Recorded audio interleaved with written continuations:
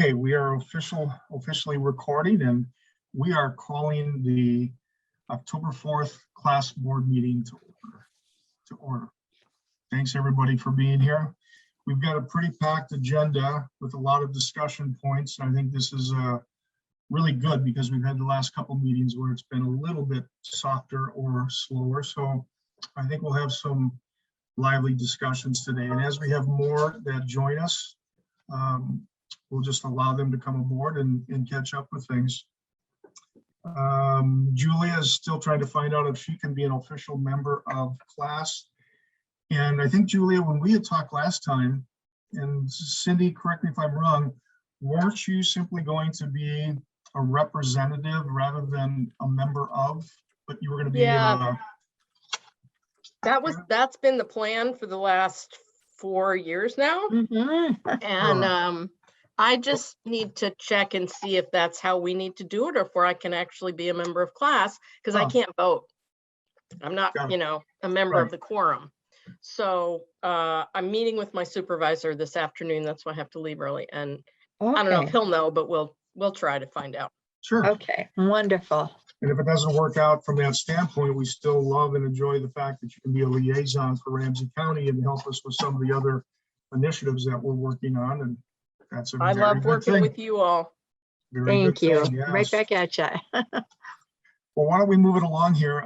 Just a couple updates from myself. There's a few things that we are working on. We are going to be getting the class renewal with the states, renewal with the states taken care of quickly. Cindy is taking care of the 2021. Actually, it would really be the 2020 tax preparation. Correct. Right, yes. Yeah. Yes. So yeah. And I filed it, and it's showing up and pending right now when I checked this morning. Good. So we're doing everything to be compliant. Isn't that a good thing?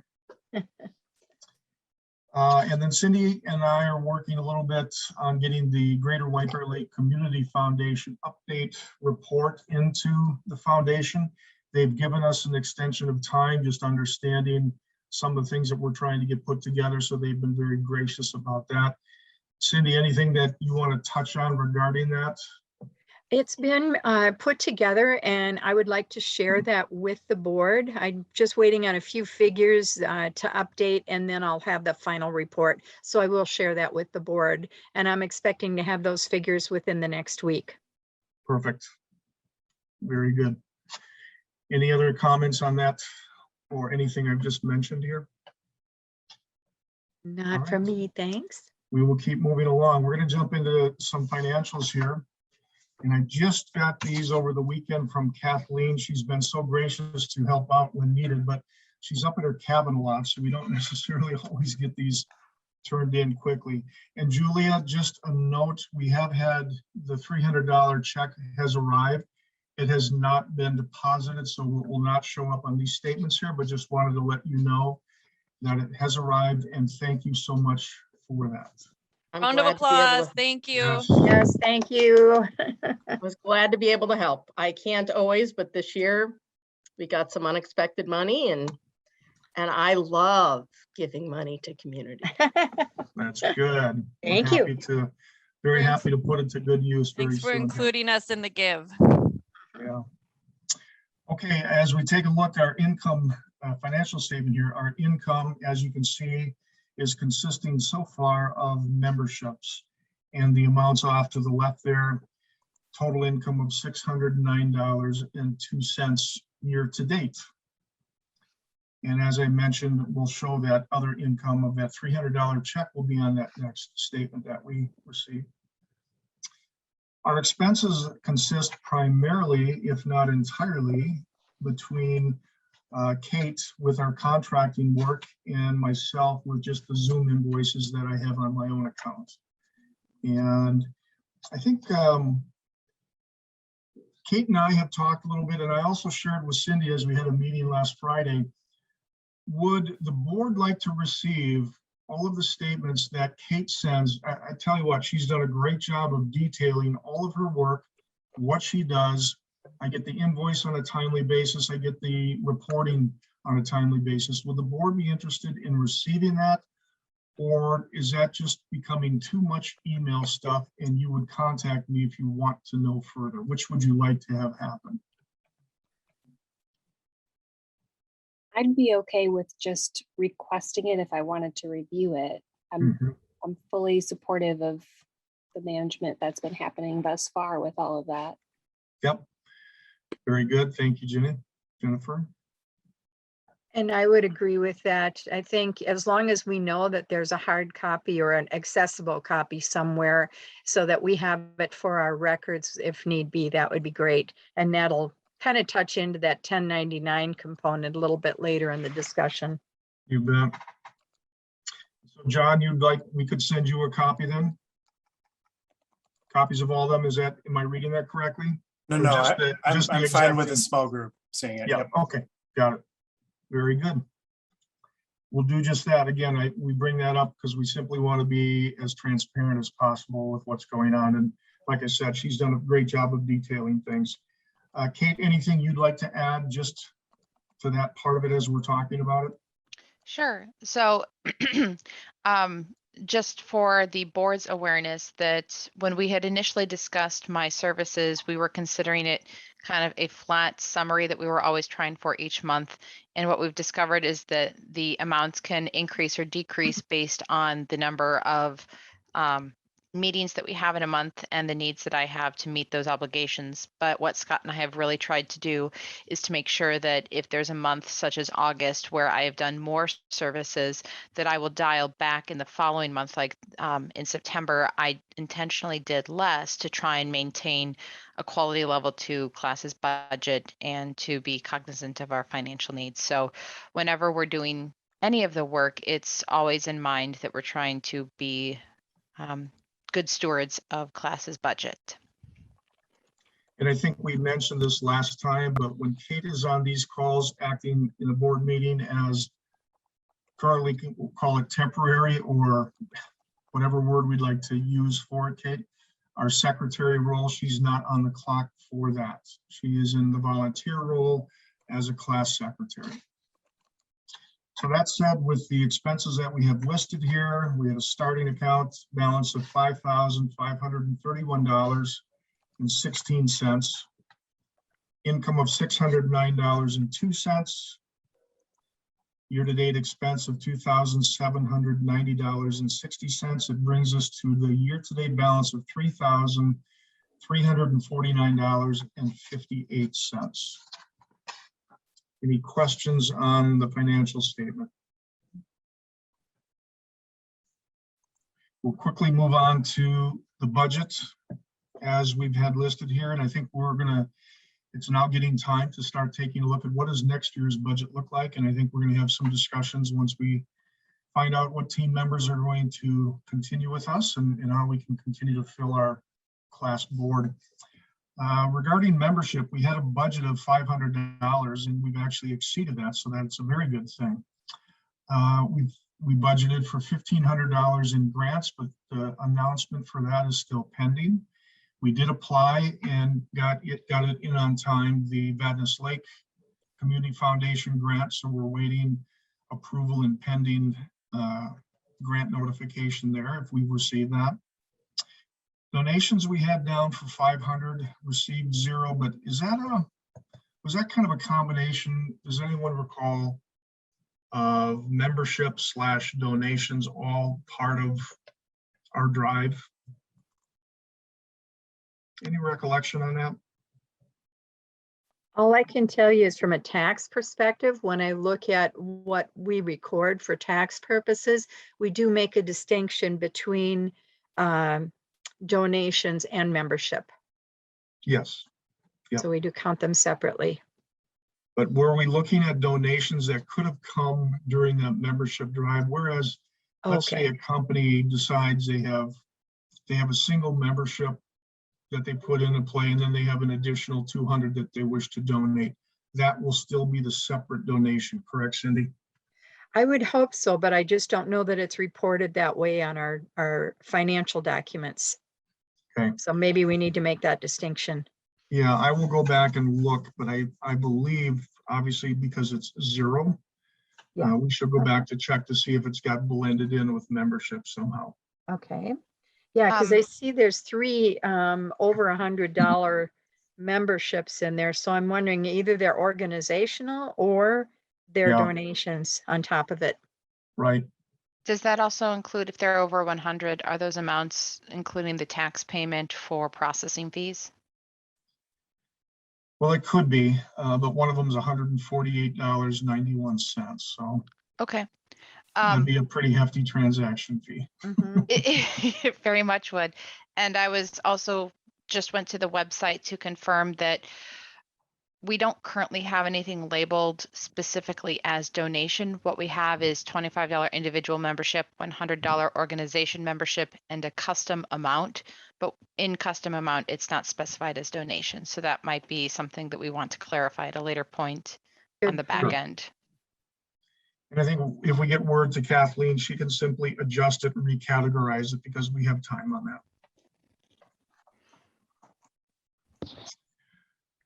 Okay, so our year-to-date income 60902, and our expenses, our budget with that.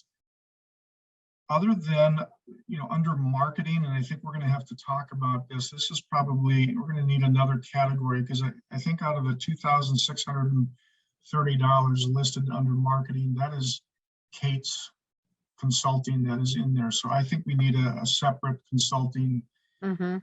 input there. That's the only anomaly that I see in this whole thing.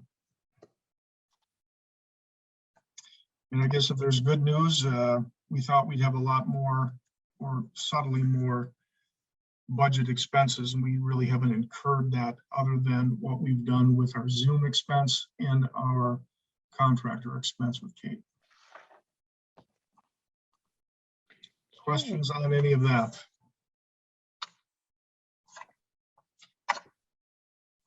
And do we need to make a motion to accept the financial statements? You. Would somebody like to make a motion? I'll make that motion. Second. Cindy has noted.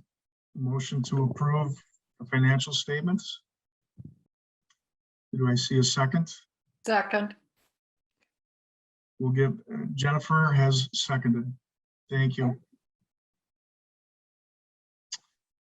Any All in favor? opposition? Any opposition? All in favor? Aye. Aye. Raise your Aye. hand. Passed.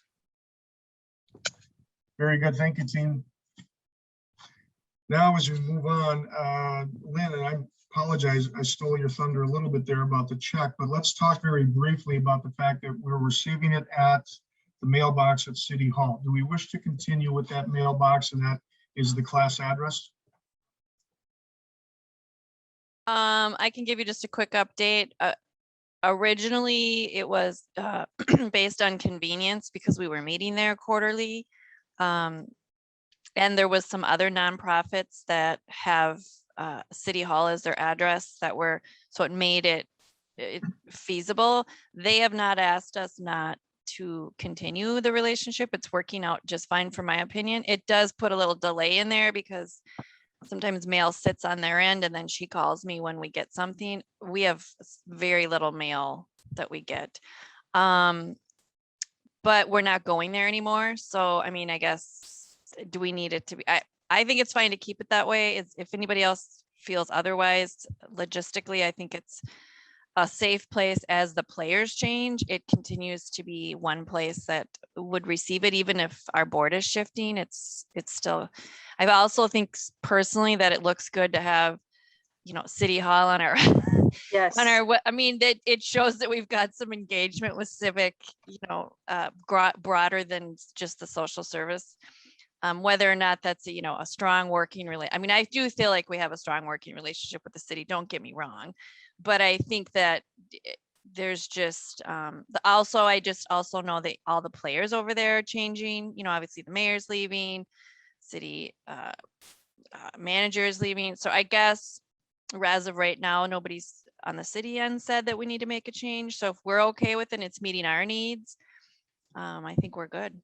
The only other option would be perhaps Vadnais Heights City Hall. But if Yep. there's no need to make a change, it's on all of our documents, our tax documents, Yeah, our Secretary of State documents.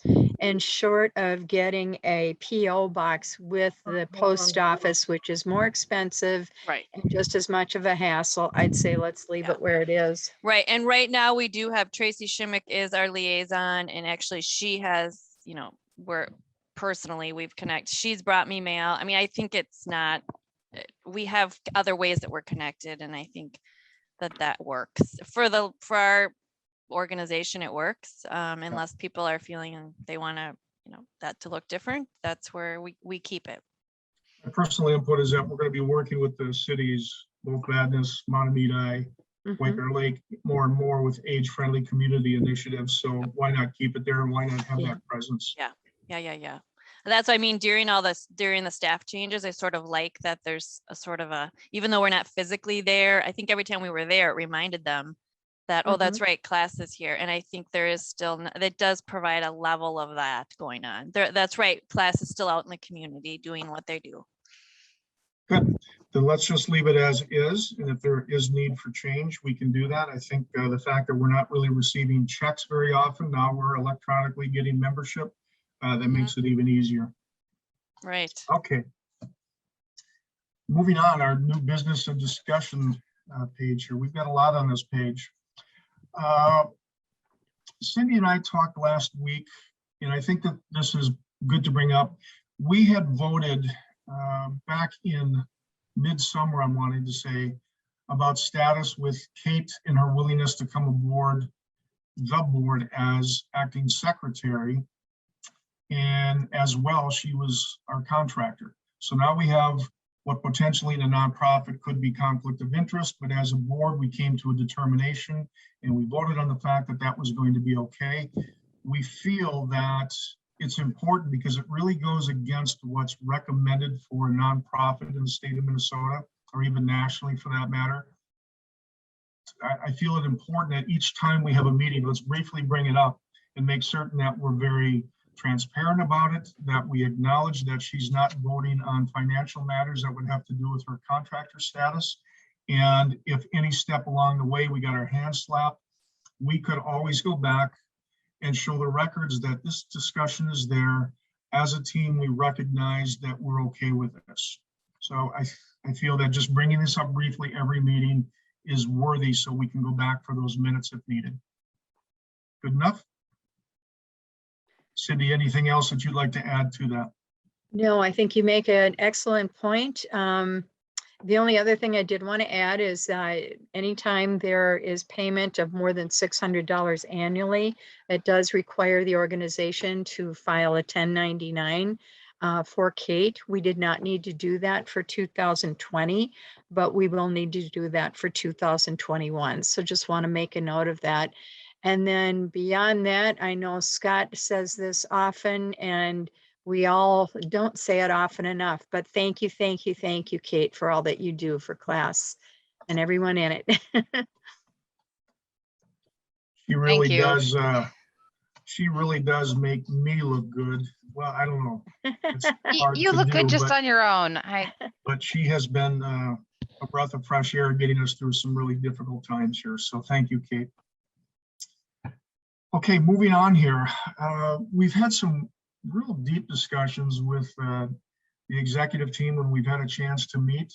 And we've also had discussions on our Friday calls when Kate has been on and we've been discussing website activity and what that looks like moving forward with, you know, networking announcements and other meetings that we may have or events that we may wish to put on.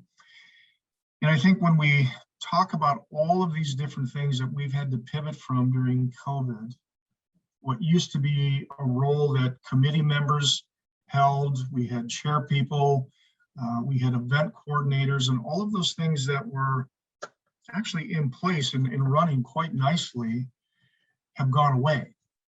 And so now we're left with a board with not many projects to do, but we've all got so many things to do in our business life, in our service professional life. And myself included, as acting president, for the last year and a half or so. Without having many others to rely on or to count on, at this time, I want to have some lively discussion about, as a board, I'm hoping and looking for some of the topics listed below, that we will have some individuals interested in stepping up to offload some of the things that have to be happening on a monthly basis or a quarterly basis to keep class vibrant and to keep us moving into this next phase of what we look like and who we are. And as I'm looking at it here, I probably should have done a better job of maybe breaking down, but I think the next 5 bullet points really become the area of discussion, and we will quickly read it here, talk it through, and then would love some feedback, and then I'm going to shut up and let some other people talk on this. But some of the things that we're looking to accomplish is maybe having an assist person for organizing our networking meetings, being able to keep our list of active mailouts current, making certain that our invitations go out on a timely basis, that our Zoom calls get set up correctly, updates at any given time to members that need to get those updates would go out, and also to make certain that we have our Care Options Network ad that goes out in time for that networking meeting. That mouthful sounds like it's a ton to do, but it's really not. So that would be one of the items to discuss here for offloading. Grant writing assistance. The president, myself right now, and I think Tara in the past and Cindy in the past have been the grant writers for the 2 main grants that we have applied for. We've got some good history with that. We have some not backup, but some good records that we can always go in and use some of those same or similar narratives as we wish to initiate other grants.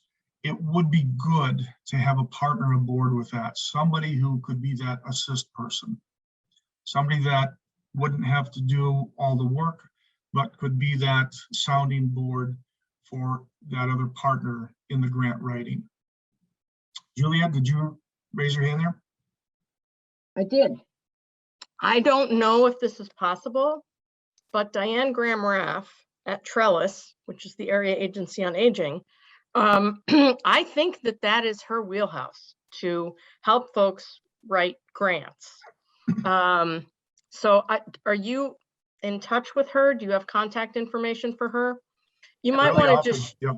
So just shoot her an email. Like I said, I don't know if that's her deal, but that's my impression. I think she's a member. Kate, is she a current member? She's come to our networking meetings almost religiously. And you're right, Julia, she sort of made the announcement of, because they've done some community education around free grant writing classes.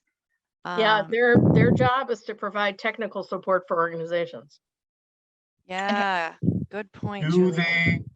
they do the writing of that, or do they just, or would I Diane, think they consult.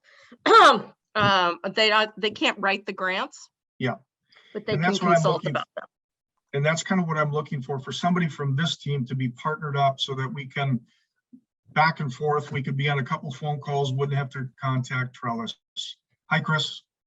Scott, I want to, bounce an idea off of you. I've been seeing some grants that Elder Voice would be interested in finding a partner to apply for a grant. And it's typically my thought, I don't have anything concrete to suggest at this time, but I'm just asking if class would be interested in the possibility of partnering with Elder Voice or somebody else for that matter to do a project. I think for us that would be education-based kind of work. And the reason you guys are of interest is there are some foundations that are really focused on Ramsey County the East Metro area, they all like the idea when people come and they partner together, you know, that kind of thing. And that makes such perfect sense because you collaborate and you bring your resources together. So nothing specific. I'm just seeing if there's an appetite to consider that. John?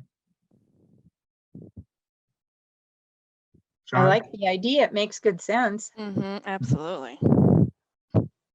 I'll be back at you guys then. Yeah, thank you. I've got two things. Me as Micah is also could potentially be interested in certainly in an early discussion on that. And also, I think that after the election, I will probably have time. I can probably give you an hour or 2 or 3 on grant writing. I'm not claiming to be a pro, but I say I'm a journeyman grant writer myself. But yep, I can write bad copy really quick, and I can give feedback on somebody else's good copy. And somewhere in that, you got to start somewhere. You write bad copy, I edit, and then you edit my edits. Well, and if we were to partner, we would be doing the writing, the line share, and get your guys' input, on the relevant areas too. So it spreads the burden because grant writing is tedious. A question that I would have then, Chris, would some of that funding, if it was partnered with, would come to class, come to Elder Voice? Exactly. And we'd share on the deliverables if it was a educational opportunity or whatever, an advocacy opportunity, because we sure do have a network of people. I mean, we've got how many members that are, I wouldn't say they're all hungry to be involved, but if we create a channel, that's the whole point of class, is that it's a channel to lift up those of us that are in the spaces to know where those pieces need to be lifted up. So that's the perfect use of the way that we're organized. I think it's got a lot of potential, and that's the kind of reason I was interested in your organization. Is your broad-based collaboration is really powerful when it really gets leveraged. Yeah, exactly. We can funnel dollars into all of our organizations that way. Chris, that's great Can I ask feedback there. For notes, who was the person, Julia, that you recommended to potentially collaborate with on grant writing, just so I can have that for our notes, for our meeting minutes? Hope you're on mute. Yep. There we go. Diane Graham Raff. Diane is spelled just the way it is. I can send Scott. Well, Scott, you have her contact information, don't you? Yeah. Okay. It's GRAHAM -RAFF. And the email address is at trellisconnects.org. But I don't think I don't remember the first part of that mailing address, because I don't think it's the whole thing. I'll check. Hold on. I think she's already in our networking base. So if you have the networking list, she would be there. Yep, she is in there. I believe she's down as a liaison, Kate, for you to know. Good. Yes, and her information actually has her for MAAA in our contact list. So that's why I was having trouble finding the information. Yeah, the name changed. Okay, good. Well, thank you, John. Thank you, Chris, for that input. As we move down this path here, I think that will be great teamwork approach. Anything else on the grant writing? We have the Greater White Bear Lake Community Foundation is due this Friday. I've got some fast working to do. My son gets married on Friday. I'll be gone half of Thursday, so I'm hoping to have this turned in by congratulations. Thursday. Yeah. Thank you. Okay, moving on here, the educational planning development. I'd like to spend on this one probably about maybe 10 to 15 minutes in discussion here, if takes that long, it's okay, because as classes looking to emerge from COVID and who we are and what we do, I think talking about some of this educational planning is going to be virtual for some time. And that's where we need to talk about how can we be that vibrant piece where not maybe included on our networking events, but separate events that we would invite speakers in. It could be speakers from this panel here with different things. It doesn't necessarily have to be a huge outside professional speaker that costs buku bucks. Being on a budget, we can have some really good speaking engagements with some of the knowledge we have even on this team here and with our additional list of senior service providers. So Kate, you had, this kind of came up from Kate in one of our meetings, so I'm going to turn it over to you, Kate, to talk on this just a little bit more. Sure. And it also, I'd say, is a perfect segue into John's email that he responded back to today. One of the ways that I was hoping that we could try and re-engage in our educational programming platform is by having those pillars of class be part of a separate discussion series from our networking meetings that allow people to collaborate, to have a speaker, to maybe have breakout sessions that rather than all of us checking in as a group, we can have it be specialized for an organization. And the idea came from the idea of a lunch and learn where, for example, John, during the last networking meeting, I heard about how much there's this housing crisis. And I thought, you know, the networking group isn't really the place to focus solely on that, but it is an educational opportunity that maybe a lunch and learn where over a noon hour on a month opposite of our networking meetings would be an opportunity to have that kind of focused discussion. And also for those who have special interests in maybe one of those educational pillars and areas, but not in another, it's a way to help divide your time more efficiently. In transportation, Scott had shared about the robotics that were coming up. With Elder Voice, I know that the licensure for assisted living passing in August could have been a great topic. Having people who want to come and speak about areas that aren't necessarily business specific, but fall under the categories of our educational programming, that we could get on a Zoom call and we could have board members who act as liaison for what that could look like. And by liaison, maybe it's you have somebody in mind that you'd like to have them come in and speak about it. Maybe you yourself would like to speak on behalf and you could see if there's other interest and you be kind of that driver for those opportunities and taking turns locating people who might have interest or driving it yourself. So the idea being getting back to the piece that fell away during COVID, which is to provide opportunities for networking and dialogue that our networking meetings don't have the capacity to currently serve.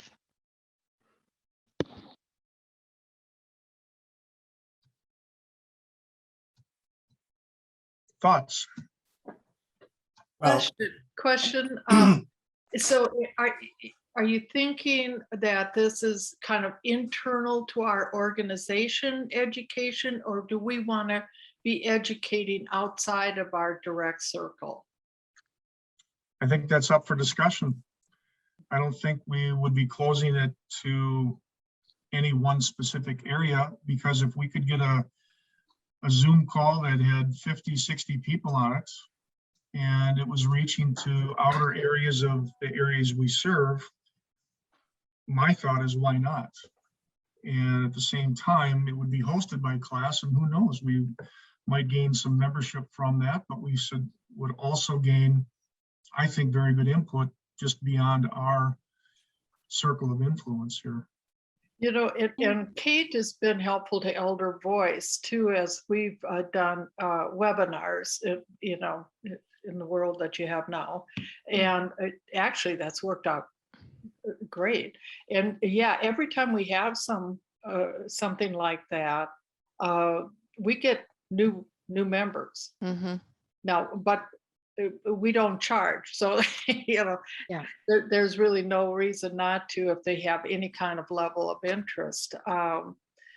but the trick is reaching that broader audience and getting them interested enough. So in the topic, we had our most popular webinar was called Ageism and Racism. Mm-hmm.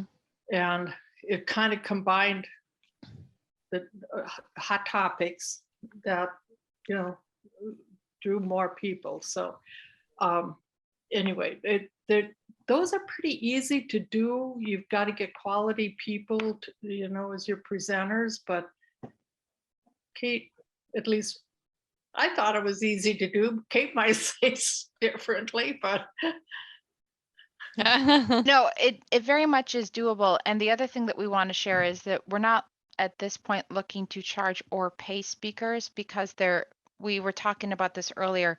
There are many larger organizations with funding that can support something like that. But what class could be, and that we do currently, is if we're aware of education and events, we do put a link for people on the class website that takes them off of our website to those locations. So being kind of a central hub of awareness. So we don't have to be this big grandiose experience. We don't have to be a strong standing voice like you might see in age-friendly efforts and so forth.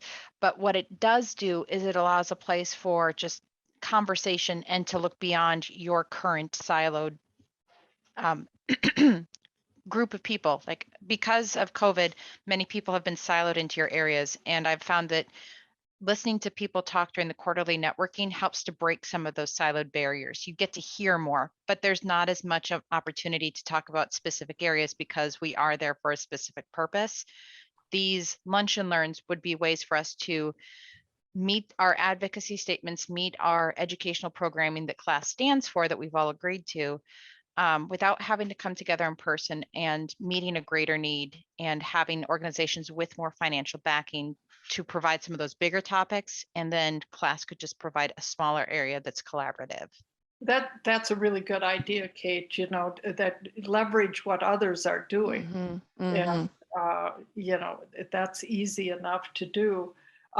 Another, I don't know, I must have drank the Kool-Aid this morning or something, but a thought too that has worked for me in other respects is a newsletter where you offer an opportunity for your members to contribute to that newsletter.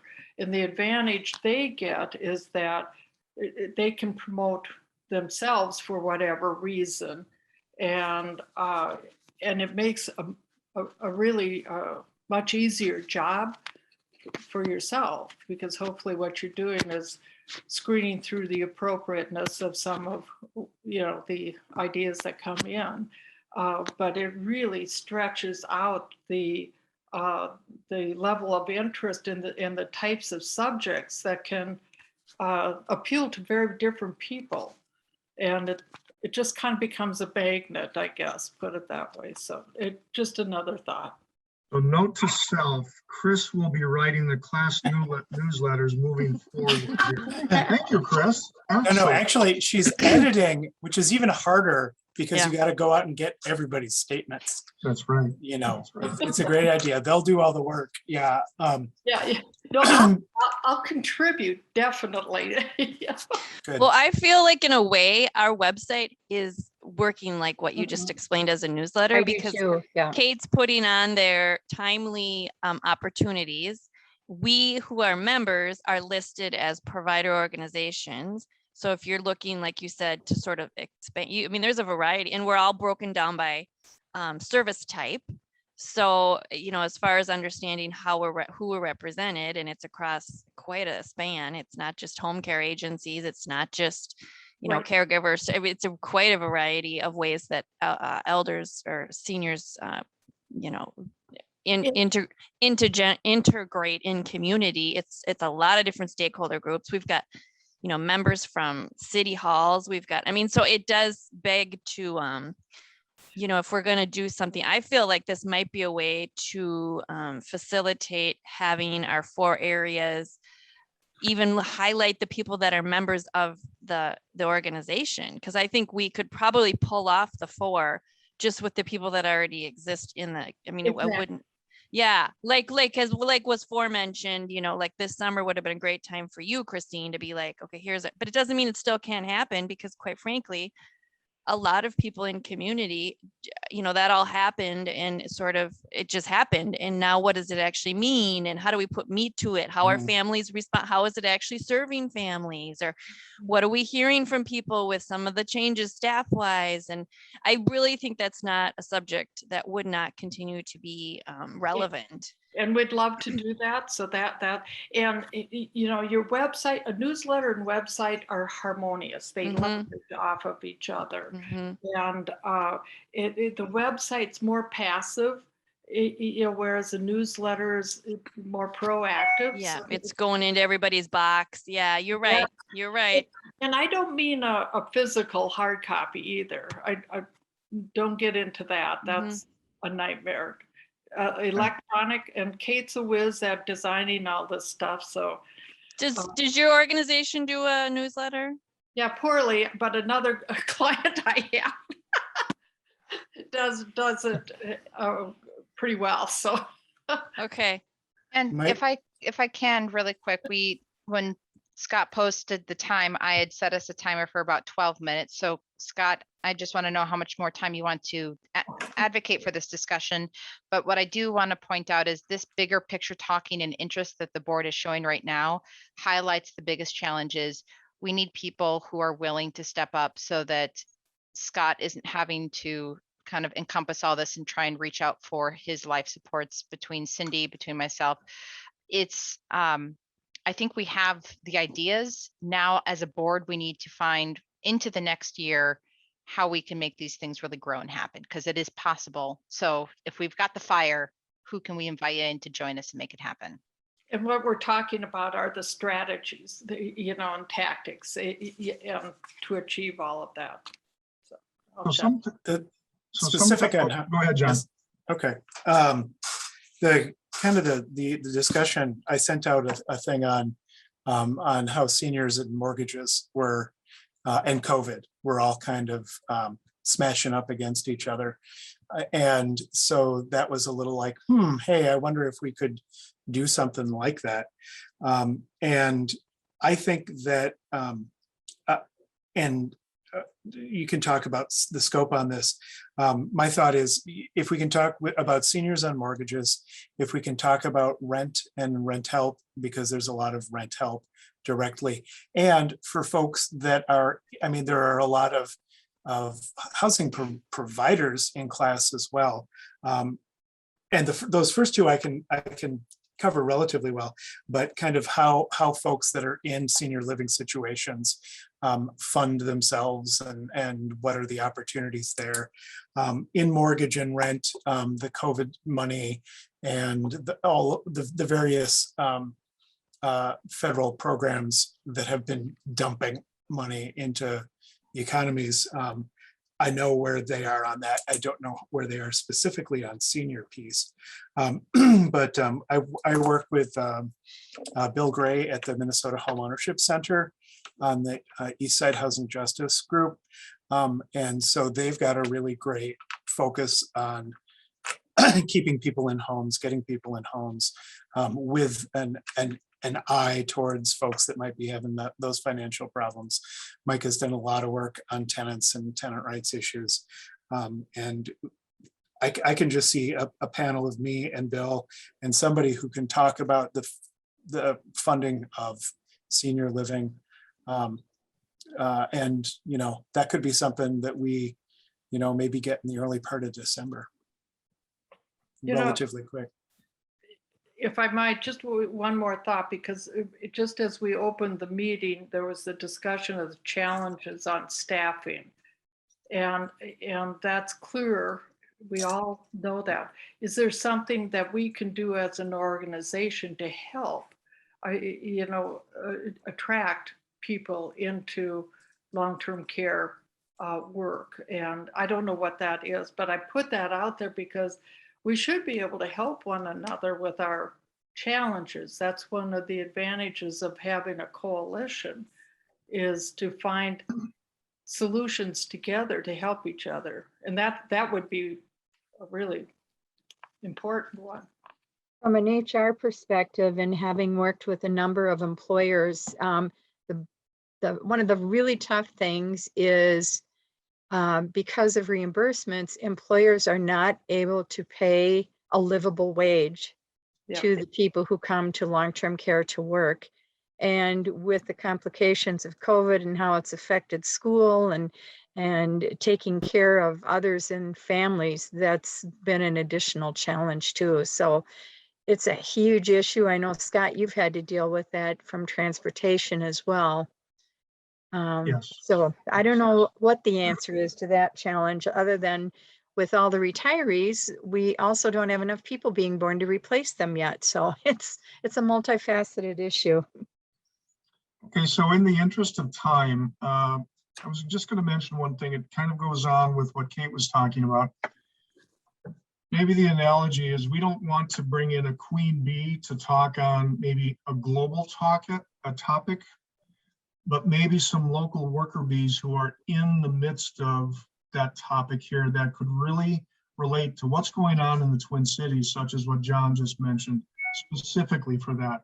That to me becomes that educational piece for class and the organization we represent.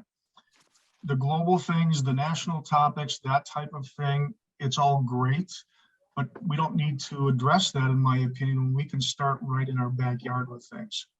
I'd go So- even further and say I would really scope it Northeast Metro. I think that's how we sit. I mean, it doesn't mean that we wouldn't have overlap with Twin Cities, but that's why we're aligned. And I think, that's where I think we're going to get our traction of providers then reinvest community to say, oh, this is something directly affecting me or my organization or the people I serve. So how do I, participate going forward? How do I stay in the know going forward? And I think that we need to make sure that that's our uniqueness. I mean, there are other organizations doing a full Twin Cities or a full statewide. We want to bring it right to our community and educate and align people that are decision makers on these topics to get them at those meetings. I think that's important to say, hey, come and attend this. This is something affecting, like to make sure that our 3 city housing planners in this Northeast Metro are at these. So there's some direct link back to action and education. And am I on board with that? I mean, I feel like that's what's unique about us. I want to make sure that would be the goal. And that was pretty much kind of what I was getting towards. It's got to be localized here for how it Yeah. affects the class area. So can I make a recommendation, because in the spirit of time here, who would be interested to step up to just organize what I would consider to be a next meeting of 2 to 3 individuals to talk about how we take this few drips of a conversation and turn it into a stream and come up with that. The first date, I think housing should be the topic. I think that we need to get something on the calendar, and we start planning for something before the end of 2021. Does everybody think that is doable, first of all? Yes. And second of all, who would be interested to be part of a next meeting on that? Okay, John, because it is kind of in your wheelhouse there, could I ask you, you don't have to do grant writing this time, but could I ask you to be the individual to step up to plan this out? The individuals that said they would commit, set up a meeting, and we'll have a discussion about what this looks like, and let's get something on the calendar and get our first project done. Once we do As I that, said, after the election, Okay. just got to tell you that's what I've been saying all day. So, if we end up having an opportunity to get something before the end of the year, and again, it's a speaker with a meeting. I think this team can do it. Who else raised their hands? I'm sorry, I missed it. Scott, was Christine? Yep. And And what I'd like to offer maybe is and this is Scott, where we can make sure that we're using my time appropriately, but I want to make sure that I'm supporting from a functional standpoint for the website and so forth. So Right. I because of my unique nature, I don't want to step on the toes of consultant versus volunteer Right. piece. So I throw my hand in for the help of it, but I want to make sure that it's appropriate. So I would say this, Kate, again, just from my chair, if you wish to be on a committee because you're part of class and you would like to initially be in a meeting, I would look to say, or just suggest that if it could be from a secretary role, from a member role of class. And as we move to the next level of meeting, how does this thing get itself pulled off? That's when it becomes contractor work. Okay. Yep, that makes sense. And I just want to make sure that I'm entering at the right stages to collaborate and not create confusion. Yeah. And I think what we'll gain from this is an understanding of, first of all, how did the event work? What did we gain from it? How can we then take that to move to the next one? Because if we don't start with something, we're just not going to get started. And I think time is of the essence for this. Well, and I love that it's internal, that it's John and Christine. I mean, we know the players, so we can learn from it and build from it. We need something to build from. What I'd like to do also, I think Jennifer has stepped away for a meeting. I'd love, if she hadn't heard this, I'd love to see if she'd be interested to be on this. My personal opinion is I would love to attend an initial meeting, kind of see what it's all about. Not necessarily feeling that I have to see this particular committee or event through, but I'd be happy to be a part of any of the planning that goes on with that. How's everybody feeling about this? Moving forward, let's try to do something. Sounds Okay. good. Let's do it. Moving on, Ramsey County Age-Friendly Ambassador. Let's spend on this one just a couple minutes if we could. Class needs to identify, and we've had Julia who has left the meeting here, but we want to find an individual who's willing to attend the monthly age-friendly community meetings with Ramsey County. To be a representative, not necessarily on a committee of everything that has to get done, but to be able to be attending that meeting and coming back to class at the next board meeting and say, here's what we found, here's what's happening, here's the direction it's moving. Because as one of our pillars, we need to get involved with age-friendly communities and what next steps are for class. I did go to the last meeting in September, and Yeah. they're at a point right now where they're looking at putting together a presentation for Ramsey County Commissioners, I believe. So, and the representative from ARP that we heard at City Hall, Vadnais Heights City Hall back in February of 2020 is actively engaged as well. So I'm on that subgroup meeting, and right now my plan is to continue going. I know, Scott, you've attended in the past. Yeah. I think maybe even Tara had gone once or twice. I don't know Yes. for sure. Yes. So I think it's if people want to volunteer to pop in now and again, I think that's just fine. But I agree with you. We do need at least somebody, whether it's more than one somebody from class to be involved.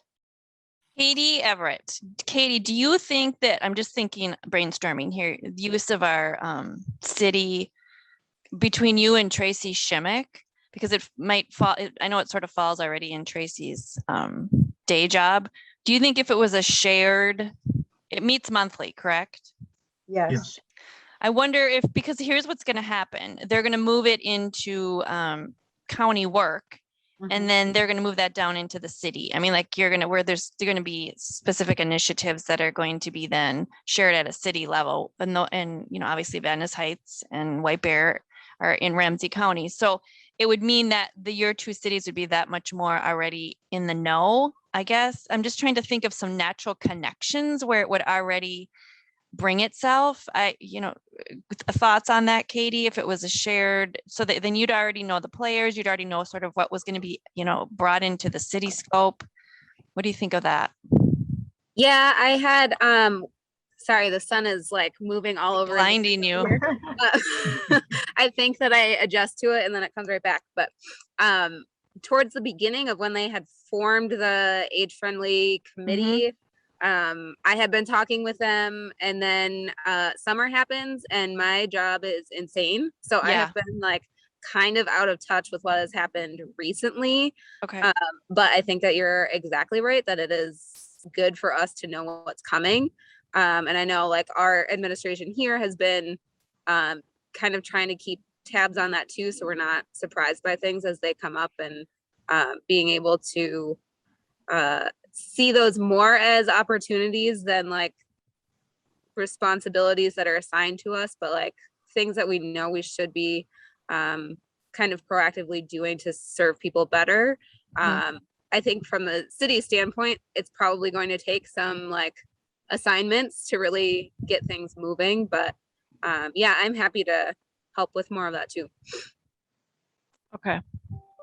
Would Katie, it ma- thanks. I'll be happy Yeah. to get you the information, the invite to that session. It's usually the fourth Monday of the Okay. month. So I'll get those dates to you.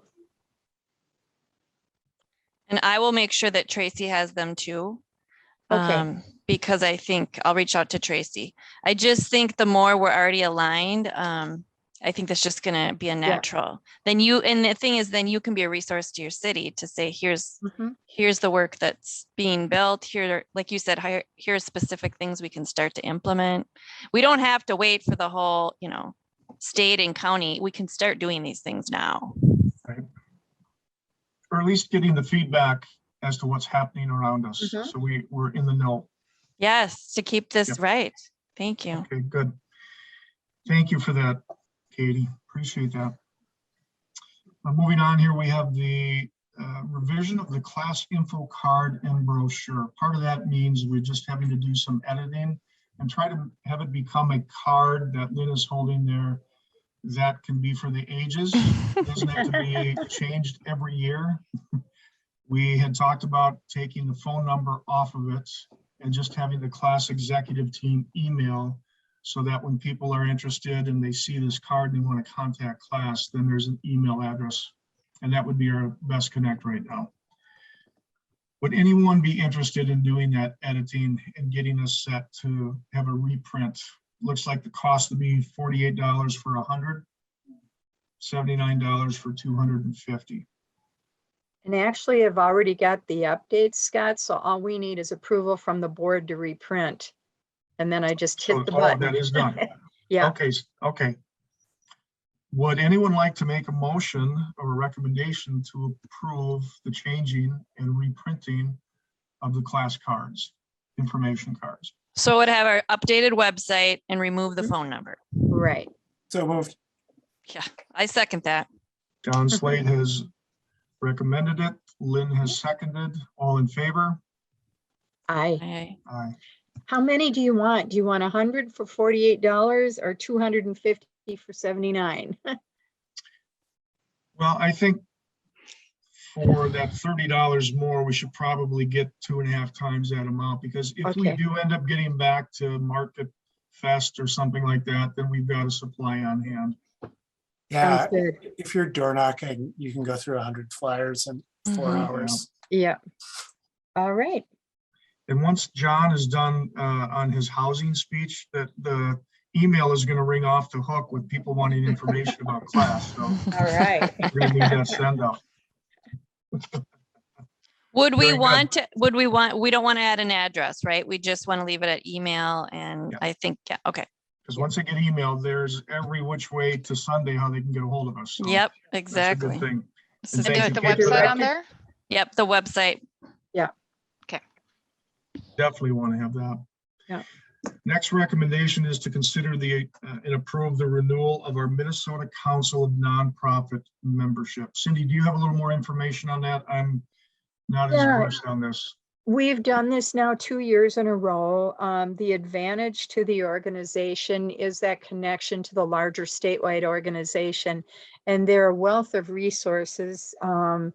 They have publications that we can tap into, experts that we can talk to if we have questions on things.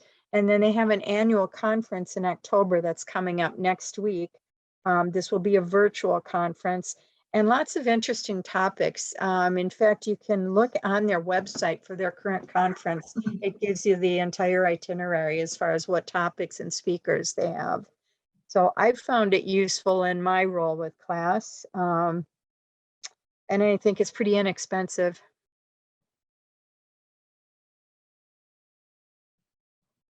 Any questions? I really support continuing the membership. It's a valuable organization and there's a lot there to offer. Jennifer, is your company a member of the, give me the exact title again, Cindy, the Minnesota Council of Nonprofits. Minnesota Council of Nonprofits? Jennifer just got back on, so I don't think she caught I the did. front end of this I topic. don't know what's going on, but no, we're not a member Welcome of back. that. We're, thanks. We are a member of the Minnesota Home Care Association. Okay. Jennifer, it was just a recommendation to renew our membership of the Minnesota Council of Nonprofits. Gotcha. Okay. $50 annual renewal, and then there's an opportunity to send somebody to a virtual conference middle and end of this month for $179. I just personally right now, with everything that everyone's got going on in short notice, I don't know, is there anyone that would be able to go to that conference? And if not, would we take a look at this for next year? Yes, for the membership now, but next year for sending somebody to the conference, unless we've got somebody just really itching to go. Maybe what might work is like in our organization, we watch what we spend. So maybe splitting the fee for a person who represents. So I'm not saying me, but as an example, I could go and then, you know, provide input for both class and elder boys, you know, maybe just one approach. Are you interested, Christine? I haven't even checked to see if how my schedule aligns. There's always subjects that are of interest. Yeah, and if Julia was still on, I think she'd find some interest in the topics too. There's some that relate very specifically to the work she's doing right now. I don't think this year that I can commit to that, but yeah, we probably have plenty of others who would be. Yeah. And sometimes you can get the materials for presentations. Yep. So I know there were one or two that I was interested in, but not enough to warrant spending $179 for the whole conference, which is 4 days. So. Sure. Well, So do we need let's separate this into two votes here. Yeah. First, membership. Second of all, having an ambassador to represent class, whether it's this year or subsequent years to go to the conference. So would anyone like to make a recommendation about the renewal of our membership? I make a motion that we renew our membership to the Council on Nonprofits. That was from Christine. Do we have a second? I second. Cindy seconds. All in favor? Aye. Aye. Any opposed? We now have a new continuing membership. Well, maybe not just yet, but we will. Soon, within a day. Soon we will. Yeah. Good discussion. And then moving on, do we have interest as an organization to have representation at either the upcoming or future conferences for this? I would say future as topics are relevant to the organization and individuals who would participate. And we can get a better deal when we do it earlier in advance too. Okay. So I have a question. Is this, we would be joining as, so then any of our members could also benefit? Like if they have, I don't know how often they have offerings, would we need to keep, would it behoove us to keep our members current on what's happening as like, do we get membership emails from them with events? And I don't know enough about what's going on there. There's a lot of information on their website. I do periodically get mailings from them. For example, I got a mailing on the event, but it was only a week ago and we'd already missed, you know, the special dates.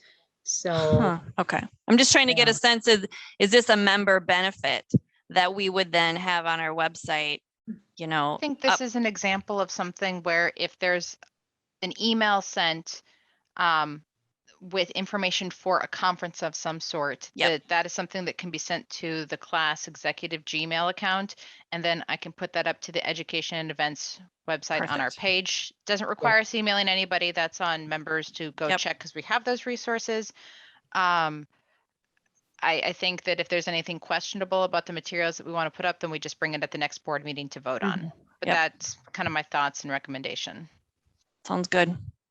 I like that. Mhm. So let's just say that the discussion is, it'll come up again about sending somebody to a virtual conference in the future. Probably no need to vote on it right now. I think the time is probably a little bit too quick for anyone to Yeah. feel comfortable for this year. But I think a good step forward is we became continuing members, so. How's All that? right, sounds good.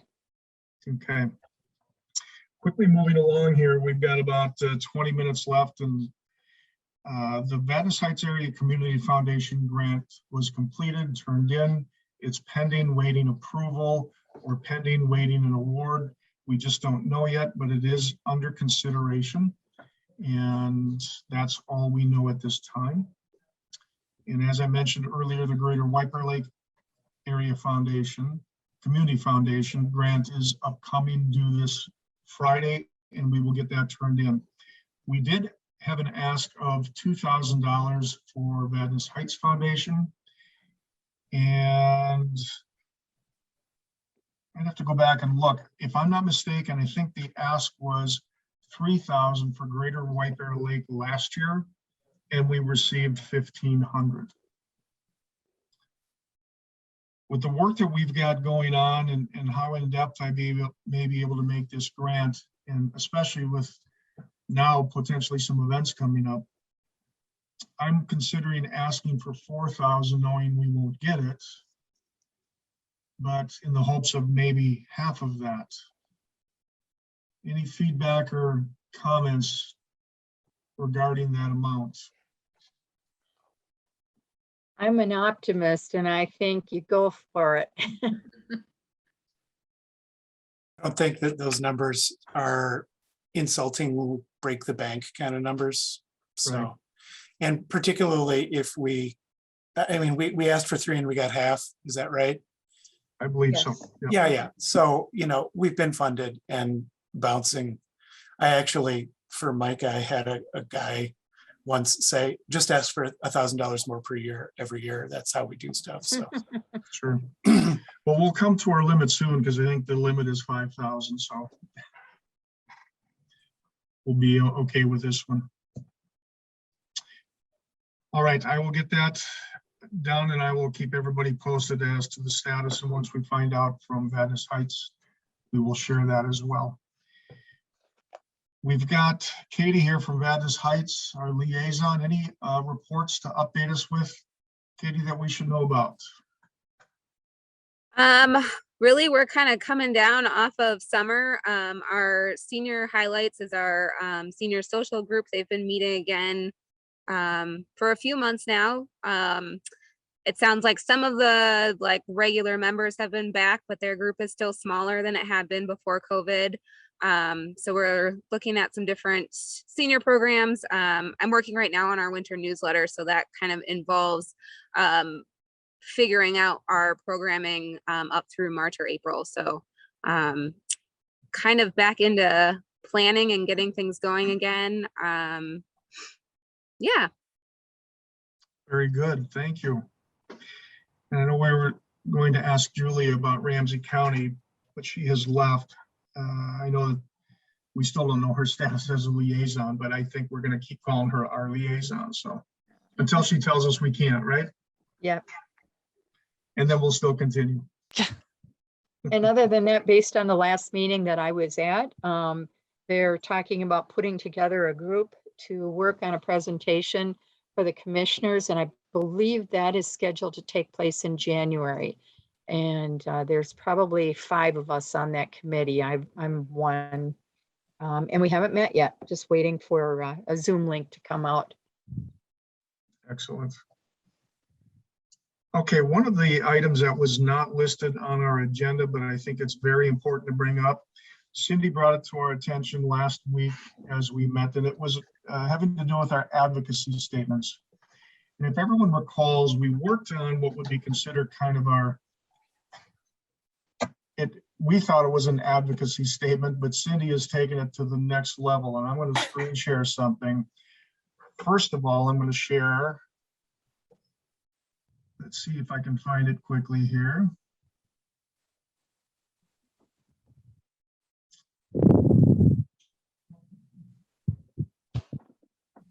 Bear with me just a moment.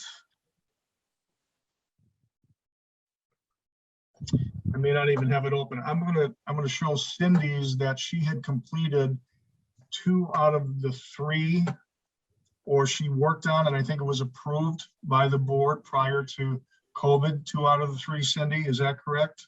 We actually got to the point where the first ones that were approved when Tara was on board was just kind of a general overview saying these are our 4 advocacy positions, pillars. I think Kate referred to them earlier, and just saying that we support this particular issue, and we raise up seniors to use their voices. This concept goes to the next level where it talks, well, why does this matter? Why is this important?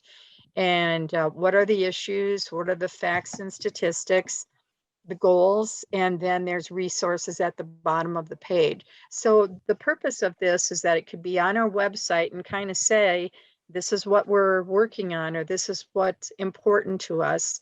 It would be a resource for people who go to the website.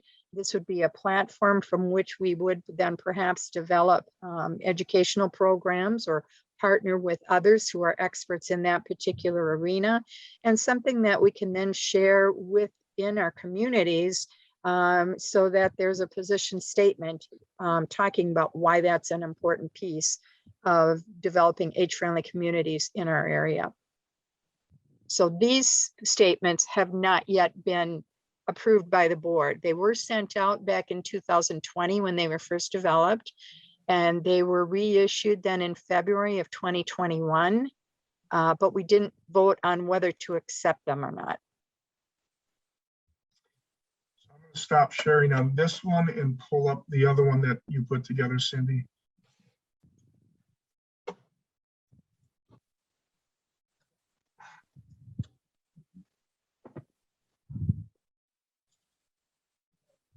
Oh, same one, sorry.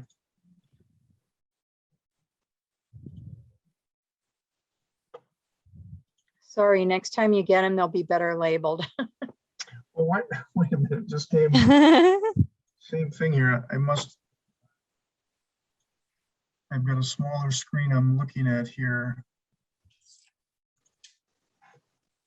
Yeah, I think I've got 2 of the same opened up. Okay. The other one is for affordable housing. One more shot here. Yeah, I don't know why they're labeled the same. But I will send those. In fact, we did. No, did we send those out to everybody, Cindy? We did back in February, but perhaps we should resend. Yeah, and Kate, did you relabel them? I don't know if I did. I would have to look back. I received the information from you today that you forwarded, but I didn't send it out to the board Right. after our meeting. Well, why don't I clean them up with the titles and I'll get them out to you today, Scott and Kate. And then if we could get them out to the board with the idea of looking at them within a reasonable time frame and providing feedback by a specific date. Sure. Does that make It would sense? be, yeah, it would be, I love that plan, and I would think it would be great to have these on our website before any kind of event that we're going to have. Those two specifically. I know the other 2 are transportation. The other 2 that are sort of in process are transportation and dementia friendly. But Yes. those could come in the new year, or do we want to? Yep. Do you want to stage those out a little bit? Yeah. Whenever I can get the data, so if anybody has data on the transportation and dementia friendly, I will get working on those Yep. this year yet. And pardon my fuzzy brain, it could be age or it could be COVID. I seem to remember that we had actually approved a chunk of the affordable housing piece. Okay, And that there was like a statement and then the resources piece that is in what you're Here we go. okay. Yeah, so I know, Scott, or John, I remember doing that too. So maybe. yeah. me- So yeah, It might be ready to go. Yeah. Unless we will well, we should take a look at it let's do one more look. Yeah. see if it's Yeah. current. The Yeah. numbers might have changed. after the election. But I mean, and COVID too, things. I think I remember it was these were all statements that were intended to be big enough and broad enough to allow advocacy, but not to shut out, like, if we have for-profit senior living places in class, it's like, yes, you guys get to exist too. Yeah. And, but so that I remember Tara saying, she's going before the Roseville School Board or board saying, I am as a resident, I'm saying this. And she wanted to be able to say, as a resident and as a member of the Coalition of Lake Erie Senior Services, I want to say blah. So, yeah. But we will get those out. What I'd like to do, just kind of in our closing, before we have anything open topics here that need to be brought up, I'm going to put a spreadsheet together that will detail what was talked about today with the help from Kate as she was taking notes. That's going to have these different topics where we were asking for involvement or volunteer to step up. And we will show the names that have said that they're willing to help out right now. And if your name is not on any of these, it'll show the other things that may not have names next to it. I'm really going to ask our board today and those not present today to really consider and dig deep for your involvement to help us get through the end of this year and maybe into next year early on, with stepping up to do something that could assist and aid in what we were talking about today. And we'll get that spreadsheet out. You'll see where we've got the open needs. I would like to put a week timeline on this so that, say, we won't even put Friday because I'm not going to be in. Let's say Monday. It also gives you the week to think about it. But the rest of this week would be where you feel you could fit in and be willing to share with other members some of your expertise in the categories that we need help with. And I'd like to get all of that filled as best we can. I'm not walking away from anything. So even though my name has been doing a lot with the networking, I would not walk away from being able to help with that. I'm not going to walk away from helping with anything that's needed. We just need other board members to really help us in this cause. So in addition to that, we will attach the advocacy statements that we just finished discussing. So you'll have the spreadsheet of need and the advocacy statements for review. And we'll have a timeline that will be different for the advocacy statements. What was suggested? I'm thinking Friday, October 15th. For the advocacy statements? Yes. Okay. Does that sound doable, everybody? Okay. And that is for the 2 that exist, not the 3rd that needs to be created. Correct. Yeah. Okay. Okay. Any opinions as to what I just mentioned here? It's where we need to be, Scott. Thanks. Okay, thank you. Do we have any open business that was not included on the agenda that members would like to talk about or bring up to our awareness? If we have time for it, we will. Otherwise, if it can be something that has to go to the next board meeting, we'll do that.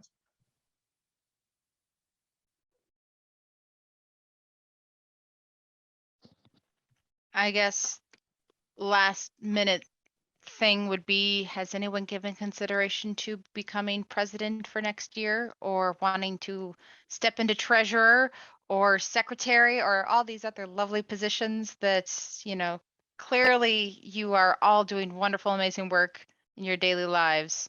And we're asking if you can do a little more or know someone that you can throw under the bus for that. Thank you, Kate. I can't believe that I didn't bring that up. I even have Yep. my notes here. I went through everything else except that, so.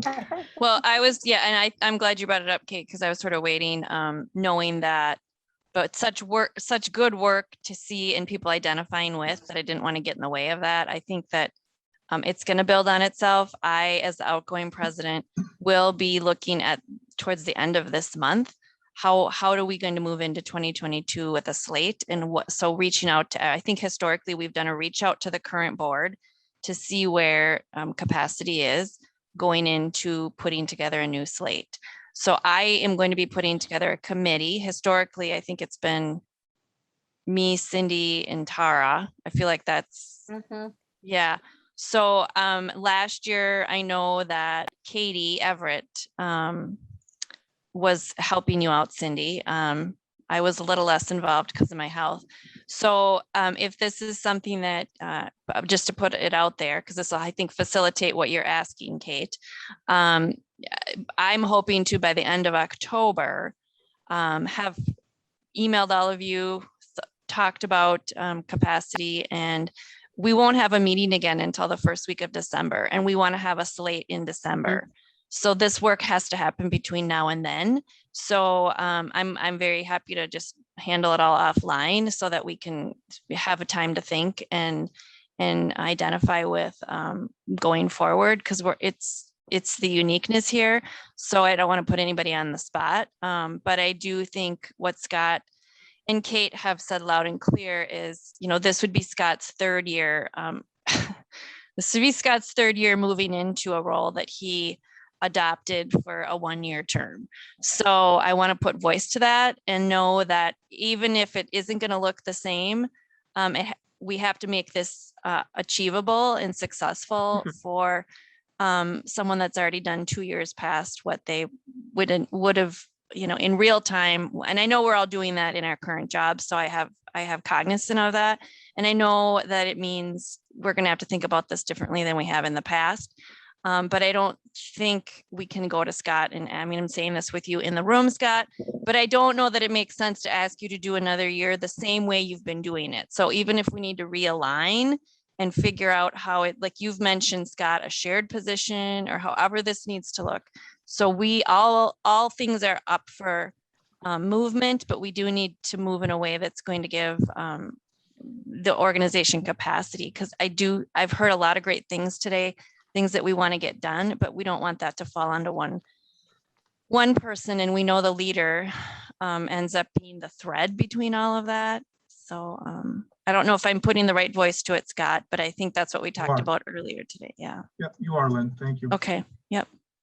So I'll reach out to Katie because she was on the committee last year. I'll reach out to those of us that have been on that. What's the official name of the committee, Cindy? It's the slate. It's the I there's can't remember there's exactly. a name. but There's it's a name. board- There's Yeah. I'll relook at our Let me at know if our- you need me to send you the information. I yeah, I've think got it one in of the things- bylaws.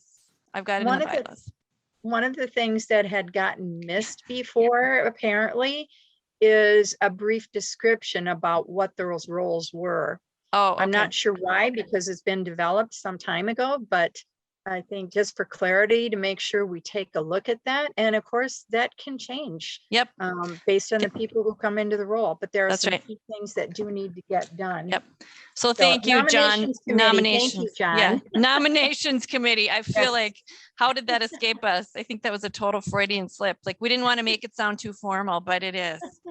There's an actual committee, there's a name, and there's roles, and we've all gotten those, in written form. I'll make sure we, I'll make sure we, that's what might need to be tweaked. This committee might need to tweak this, because this is how it sat pre-COVID of all these different, which we did put a Right. lot, we put a lot of effort into defining those roles, but that's where some of the work might happen to make it more real-time application.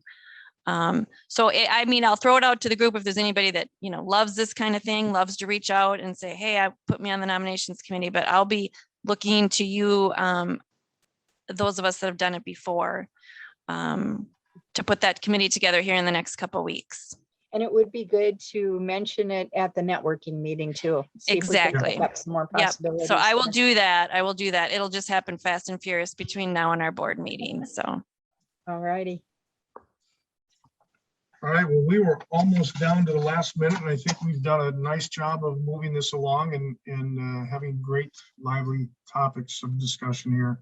Our next board meeting, our next quarterly networking meeting is November 10th, 8:30 a.m. And our next board meeting is December 6th at 1:30. If you want to mark your calendars with that, again, 2 months from now. Lastly, and I'll wrap it up quickly. We have our board meetings every 2 months. There's been talk about taking our networking meetings to every 2 months rather than quarterly, especially with some of the new initiatives we're putting into play here. Think about that. We'll have more time to discuss at our next meeting. This is probably something that would happen in 2022. Great. Sounds good. Great to see everybody. Thanks, everyone. Thank you for attending. We will talk soon. Take care, everyone.